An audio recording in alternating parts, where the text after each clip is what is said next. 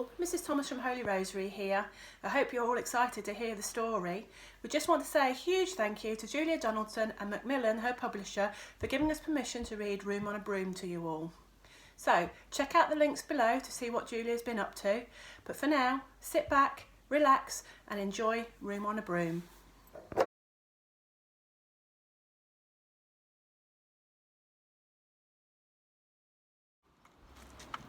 The witch had a cat and a very tall hat, and long ginger hair which she wore in a plait. How the cat purred, and how the witch grinned, as they sat on their broomstick and flew through the wind. But how the witch wailed, and how the cat spat, when the wind blew so wildly it blew off the hat. Down cried the witch, and they flew to the ground. They searched for the hat, but no hat could be found. Then out of the bushes on thundering paws there bounded a dog with a hat in his jaws. He dropped it politely and eagerly said, as the witch pulled a hat firmly down on her head, "I am a dog, as keen as can be. Is there room on a broom for a dog like me?" "Yes," cried the witch, and the dog clambered on. The witch tapped the broomstick, and whoosh, they were gone. Over the fields and forests they flew. The dog wagged his tail and the stormy winds blew. The witch laughed out loud and held on to her hat, but away blew the bow from her long ginger plait.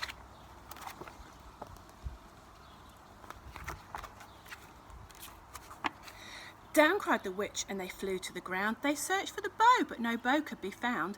Then out from a tree with an ear-splitting shriek there flapped a green bird with a bow in his beak. She dropped it politely and bent her head low.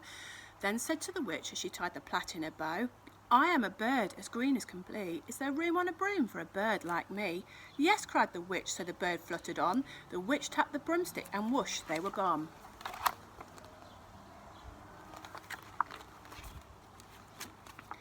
Over the reeds and rivers they flew. The birds shrieked for glee, and the stormy winds blew. They shot through the sky to the back of beyond. The witch clasped her bow, but let go of her wand. Down cried the witch, and they flew to the ground. They searched for the wand, but no wand could be found.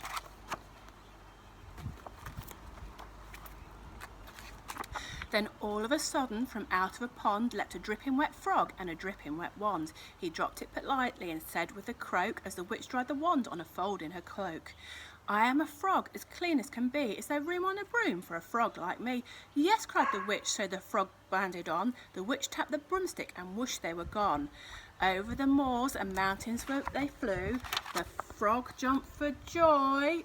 Uh-oh. And the broom snapped in too. Down fell the cat and the dog and the frog. Down they went tumbling into a bog.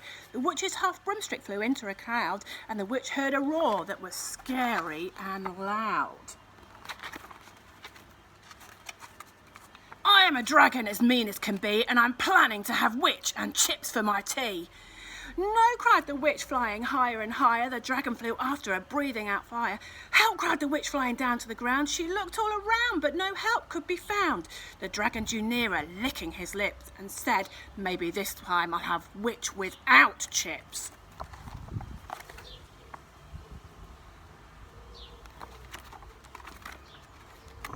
But just as he planned to begin on his feast, from out of the ditch rose a horrible beast.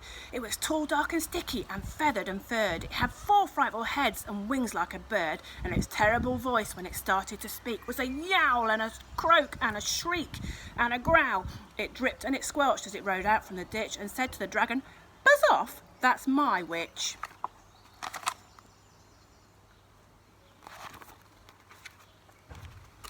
The dragon drew back and he started to shake. "I'm sorry," he spluttered. "I made a mistake. It's nice to have met you, but now I must fly." And he spread out his wings and was off through the sky.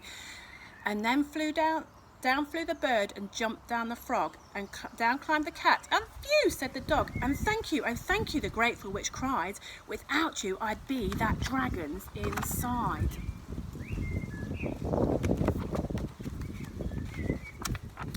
Then she filled up her cauldron and said with a grin, "Find something, everyone, throw something in." So the frog found a lily, the cat found a cone, the bird found a twig, and the dog found a bone.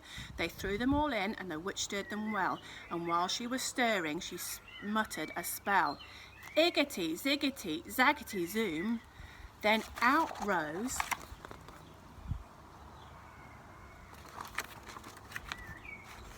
A truly magnificent broom, with seats for the witch and the cat and the dog, a nest for the bird, a shower for the frog. Yes, cried the witch, and they all clambered on. The witch tapped the broomstick, and whoosh, they were gone.